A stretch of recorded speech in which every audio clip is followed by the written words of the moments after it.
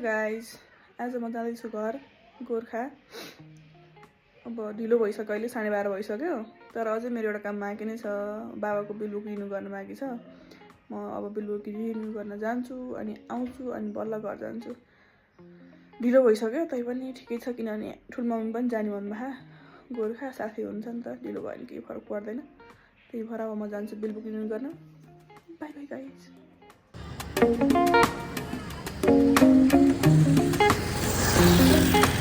हामी यहाँको इबी गाइज, इबीलाई पनि भोक लाग्यो अरे, त्यही भएर चार्ज गर्दैछन्। ढिलो भयो, अँध्यारो भइसक्यो। यी म लेखु आइपुगेँ मैले चाहिँ, अब एकछिनमा पुगिन्छ घर चाहिँ।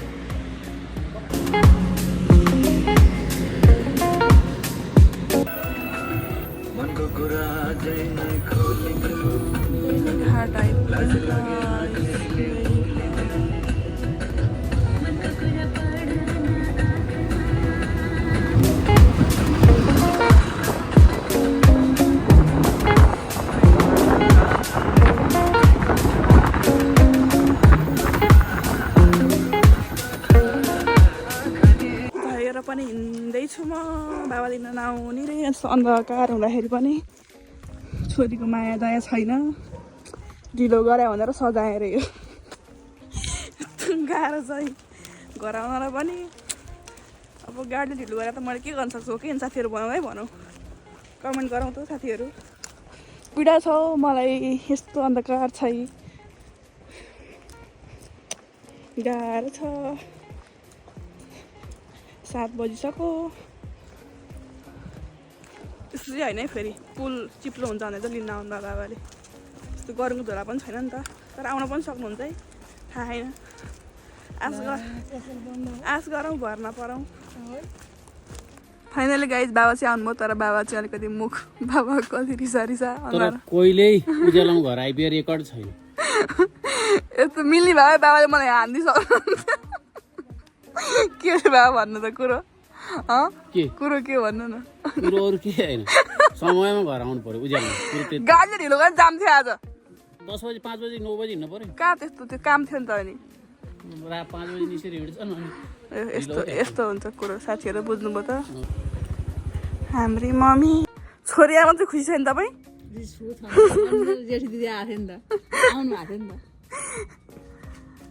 त। जेठी दिदी उता ठुलो मम्मीको नाममा आयो, मम्मी लिन आउनु भएर। फाइनली गाइज म चाहिँ घर आइपुगेको छु। मम्मी चाहिँ खुसी नै देखिनु भयो अहिले आएर, तर बाबा चाहिँ अहिले फायर मोडमा हुनुहुन्थ्यो। मिल्ने बाबा एक मुक्का त्यतै दिएर ढाल्दिनु त। चिसो समय छ, मान्छे राति ओसिनभित्र बसेर बस्नु पर्ने बेला 8 बजे 9 बजे चिसोमा आयो भनेर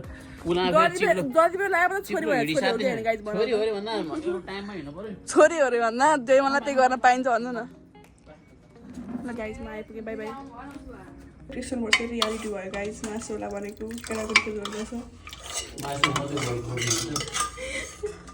सो स्याड भयो। त्यही पनि ठिकै छ, मम्मीले बनाएको एकदम मिठो छ भन्ने मलाई लागिरहेछ। मम्मी साह्रै राम्रो, कि कति चाहिँ राम्रो। झन् यो के बाँधे हो, यो बाँध्दा झन् बाबुले यति राम्री नि। बाबा त झन् राम्रो, पुरै नगरौँ। बाबाको झन् पुरा गरेर साध्यै ढिलो। आजको खानामा केटाकुटी अचार, हजुर। अनि यसमा अब आउँछ मिठोवाला घिउ गाइज।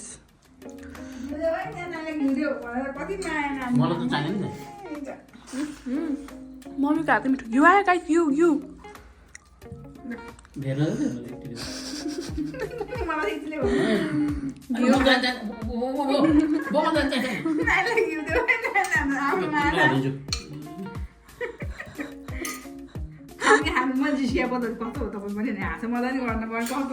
कुनै यस्तो त काम छैन है। ल है, ल हामी अब खानातिर व्यस्त छौँ। By by guys.